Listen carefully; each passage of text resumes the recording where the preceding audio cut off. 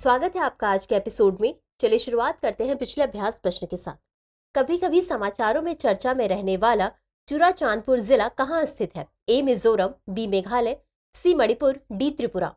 इस प्रश्न का सही उत्तर है विकल्प सी मणिपुर। चलिए देखते हैं इसके विश्लेषण को। चुराचांदपुर जिला मणिपुर का सबसे बड़ा जिला है जो राज्य के क्षेत्रफल का 20.5% है।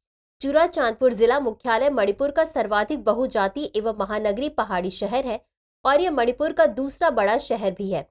यह पूर्व में म्यांमार, पश्चिम में तमेंगलोंग, उत्तर में इम्फाल घाटी एवं दक्षिण में मिजोरम से जुड़ा हुआ है। यह एक पहाड़ी जिला है जिसमें मैदानी क्षेत्र का प्रतिशत बहुत कम है जो कुल भौगोलिक क्षेत्र का लगभग 5.57% है। अतः विकल्प सी सही है। तो चलिए शुरुआत करते हैं आज के एपिसोड की पहले प्रश्न के साथ। निम्नलिखित कथनों पर विचार कीजिए। 1. आदर्श आचार संहिता हमारे देश में स्वतंत्र और निष्पक्ष चुनाव कराने के लिए कानून एवं न्याय मंत्रालय द्वारा दिशा निर्देशों का एक समूह है। 2. एमसीसी लोकसभा और राज्य विधानसभाओं से लेकर स्थानीय निकायों तक सभी चुनावों पर लागू होता है। 3. इसमें बताया गया है कि विवाद की स्थिति में पार्टियां चुनाव आयोग के पर्यवेक्षकों के पास शिकायत कैसे दर्ज करा सकती हैं। उपर्युक्त में से कितने कथन सही है या सही है? ए केवल 1, बी केवल 2, सी सभी 3, डी कोई भी नहीं। इस प्रश्न का सही उत्तर है विकल्प बी केवल 2। चलिए देखते हैं इसके विश्लेषण को। आदर्श आचार संहिता यह भारत के चुनाव आयोग द्वारा दिशा निर्देशों का एक समूह है जो बताता है कि राजनीतिक दलों एवं उम्मीदवारों को चुनाव अभियान तथा मतदान के दौरान कैसा व्यवहार करना चाहिए। अतः कथन एक सही नहीं है। चुनाव की तारीखें घोषित होते ही यह संहिता लागू हो जाती है और परिणाम घोषित होने तक लागू रहती है। यह लोकसभा और राज्य विधानसभाओं से लेकर स्थानीय निकायों तक सभी चुनावों पर लागू होता है। अतः कथन 2 सही है। इसमें बताया गया है कि विवाद की स्थिति में पार्टियां चुनाव आयोग के पर्यवेक्षकों के पास शिकायत कैसे दर्ज करा सकती हैं। अतः कथन 3 सही है। अगला प्रश्न है, डिजिटल सार्वजनिक अवसंरचना यानी डीपीआईज के संबंध में निम्नलिखित कथनों पर विचार कीजिए। 1. यह डिजिटल नेटवर्क को संदर्भित करता है जो नागरिकों को सामाजिक सेवाएं प्रदान करने में मदद करता है। 2. इंडिया स्टैक के माध्यम से भारत चीन के बाद तीनों मूलभूत डीपीआई विकसित करने वाला दूसरा देश बन गया है। 3. आयुष्मान भारत डिजिटल मिशन का लक्ष्य देश का एक एकीकृत डिजिटल स्वास्थ्य बुनियादी ढांचा विकसित करना है। नीचे दिए गए कूट का प्रयोग कर सही उत्तर चुनिए। ए केवल 1 और 3, बी केवल 2 और 3, सी केवल 1, डी 1, 2 और 3। इस प्रश्न का सही उत्तर है विकल्प सी केवल 1। चलिए देखते हैं इसके विश्लेषण को। डिजिटल सार्वजनिक अवसंरचना डिजिटल सार्वजनिक अवसंरचना से तात्पर्य डिजिटल नेटवर्क से है। यह नागरिकों को सामाजिक सेवाएं प्रदान करने में मदद करता है। अतः कथन 1 सही है। भारत इंडिया स्टैक के माध्यम से डेटा एम्पावरमेंट प्रोटेक्शन आर्किटेक्चर पर निर्मित सभी 3 मूलभूत डीपीआई डिजिटल पहचान Aadhaar, real time fast payment UPI और अकाउंट एग्रीगेटर विकसित करने वाला पहला देश बन गया। अतः कथन 2 सही नहीं है।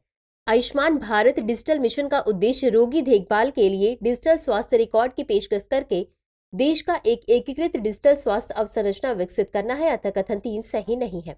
अगला प्रश्न है, निम्नलिखित में से कौन सा समूह हिंद प्रशांत क्षेत्र से संबंधित है? 1 क्वाड, 2 स्क्वाड, 3 ऑकस। उपर्युक्त में से कौन सा या कौन से विकल्प सही है? यह सही है। ए केवल 1 और 2, बी केवल 2, सी केवल 3, डी 1, 2 और 3। इस प्रश्न का सही उत्तर है विकल्प डी 1, 2 और 3। चलिए देखते हैं इसके विश्लेषण को।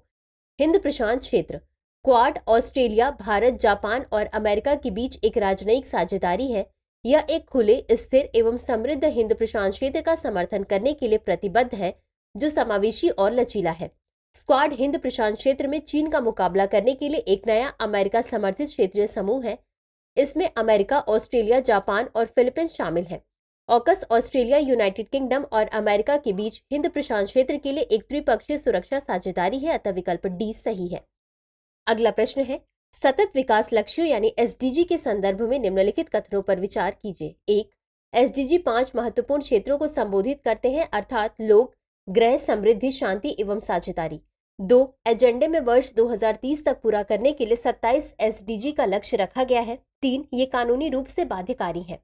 उपर्युक्त में से कितने कथन सही है? ए केवल 1, बी केवल 2, सी सभी 3, डी कोई भी नहीं। इस प्रश्न का सही उत्तर है विकल्प ए केवल 1। चलिए देखते हैं इसके विश्लेषण को। सतत विकास लक्ष्य यानी एसडीजी वर्ष 2015 में संयुक्त राष्ट्र द्वारा अपनाए गए सतत विकास लक्ष्य 2030 तक 5 महत्वपूर्ण क्षेत्रों को संबोधित करते हैं। लोग, ग्रह, समृद्धि, शांति और साझेदारी। अतः कथन 1 सही है। यह ऐतिहासिक एजेंडा 17 एसडीजीज ग्रह एवं मानव जाति के लिए गरिमा, शांति और समृद्धि के लक्ष्य निर्धारित करता है, जिन्हें वर्ष 2030 तक पूरा किया जाना है। अतः कथन 2 सही नहीं है।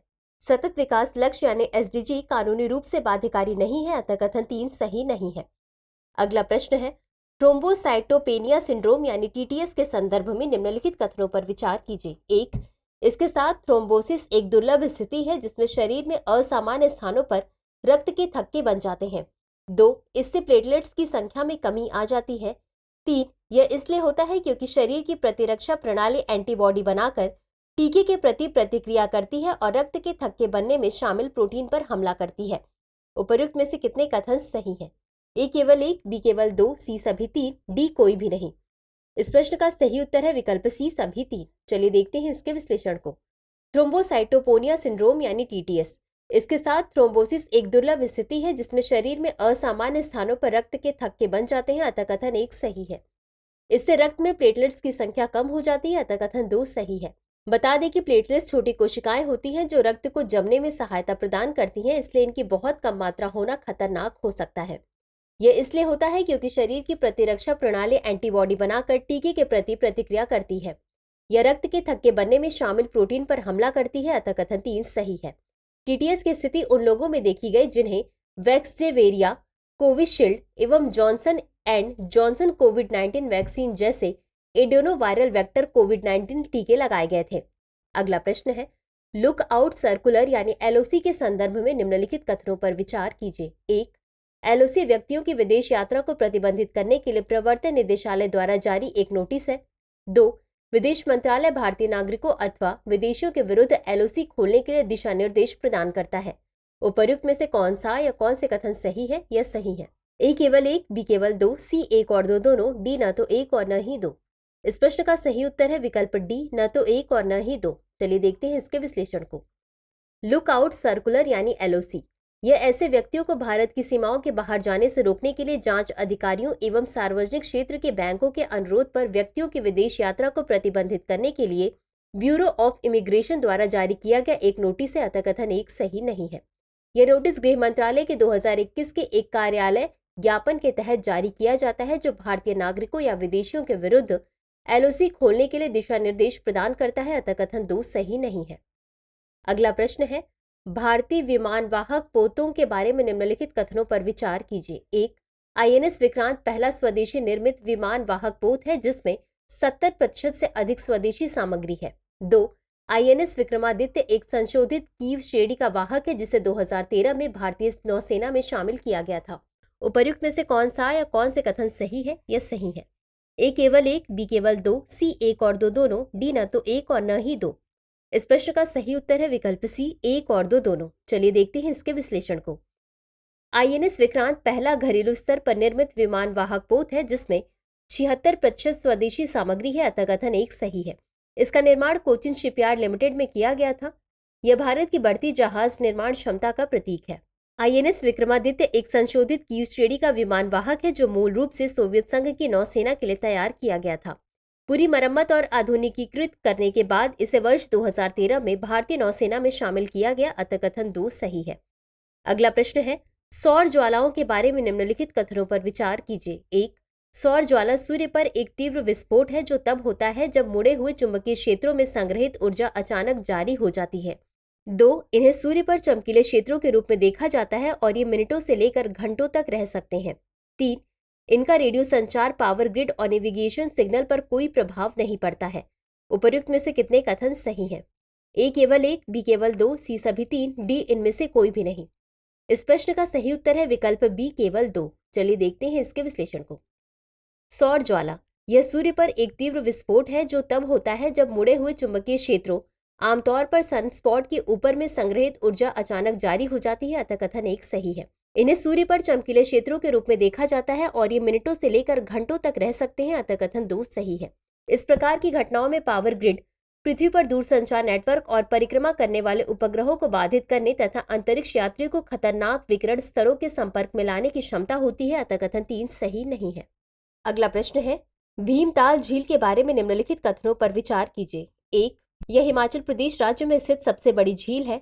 2. यह एक प्राकृतिक झील है और इसकी उत्पत्ति का श्रेय पृथ्वी की परत के खिसकने के कारण उत्पन्न हुई कई भ्रंशों को दिया जाता है। 3. ब्रिटिश काल के दौरान 1883 में भंडारण सुविधाओं के लिए एक चिनाई वाला बांध बनाया गया था। उपर्युक्त में से कितने कथन सही है? ए केवल 1, बी केवल 2, सी सभी 3, डी इनमें से कोई भी नहीं। इस प्रश्न का सही उत्तर है विकल्प बी केवल 2। चलिए देखते हैं इसके विश्लेषण को। भीमताल झील यह उत्तराखंड राज्य में नैनीताल जिले की सबसे बड़ी झील है। साथ ही यह कुमाऊं क्षेत्र की भी सबसे बड़ी झील है, अतः कथन 1 सही नहीं है। बता दें कि नैनीताल भारत का झीलों का जिला भी कहा जाता है। यह एक प्राकृतिक झील है और इसकी उत्पत्ति का श्रेय पृथ्वी की भूपर पट्टी के खिसकने के कारण उत्पन्न हुए अनेक भ्रंशों को दिया जाता है, अतः कथन 2 सही है। यह झील 1883 में ब्रिटिश काल के दौरान बनाई गई थी और इस पर एक चिनाई वाला बांध बनाया गया, अतः कथन 3 सही है। अगला प्रश्न है, एस्टेट ड्यूटी अधिनियम 1953 के संदर्भ में निम्नलिखित कथनों पर विचार कीजिए। 1. इसने भारत में आर्थिक असमानता को कम करने के लिए उत्तराधिकार कर की शुरुआत की। 2. इसके अनुसार कर केवल भारत में मृत व्यक्ति के स्वामित्व वाली चल और अचल संपत्ति के मूल मूल्य पर लगाया गया था। 3. इसके अंतर्गत संपत्ति का मूल्य व्यक्ति की मृत्यु के समय बाजार मूल्य के आधार पर निर्धारित किया जाता है। उपर्युक्त में से कितने कथन सही हैं? ए केवल 1, बी केवल 2, सी सभी 3, डी इनमें से कोई भी नहीं। इस प्रश्न का सही उत्तर है विकल्प बी केवल 2। चलिए देखते हैं इसके विश्लेषण को। एस्टेट ड्यूटी अधिनियम 1953 इसने आर्थिक असमानता को कम करने के लिए उत्तराधिकार कर की शुरुआत की, अतः कथन 1 सही है। यह अधिनियम अत्यधिक धनी व्यक्तियों पर कर लगाने के लिए एक तंत्र के रूप में कार्य करता था, जिन्होंने अपने उत्तराधिकारियों को बड़ी संपत्ति हस्तांतरित की थी। जिन संपत्तियों पर यह शुल्क लागू किया गया था उनमें भारत और बाहर में मृत व्यक्ति के स्वामित्व वाली अचल और चल संपत्ति शामिल थी, जो भारत में निवास करते समय व्यक्ति की मृत्यु होने पर उत्तराधिकारी को दे दी जाती थी, अतः कथन 2 सही नहीं है। संपत्ति का मूल्य व्यक्ति की मृत्यु के समय बाजार मूल्य के आधार पर निर्धारित किया जाता था, अतः कथन 3 सही है। तो चलिए अंत में देखते हैं आज के अभ्यास प्रश्न को। Towards a regenerative blue economy mapping the blue economy report निम्नलिखित में से किसके द्वारा जारी की गई है? ए. अंतर्राष्ट्रीय प्रकृति संरक्षण संघ, बी. अंतर्राष्ट्रीय समुद्री संगठन, सी. अंतर्राष्ट्रीय सीबेट प्राधिकरण या डी. संयुक्त राष्ट्र जाल। इस प्रश्न का उत्तर कमेंट बॉक्स में जरूर दें। आज के लिए बस इतना ही। धन्यवाद। डियर व्यूअर्स, अपने एग्जाम की तैयारी को और बेहतर करने के लिए हमारे चैनल को लाइक, शेयर और सब्सक्राइब करना न भूलें।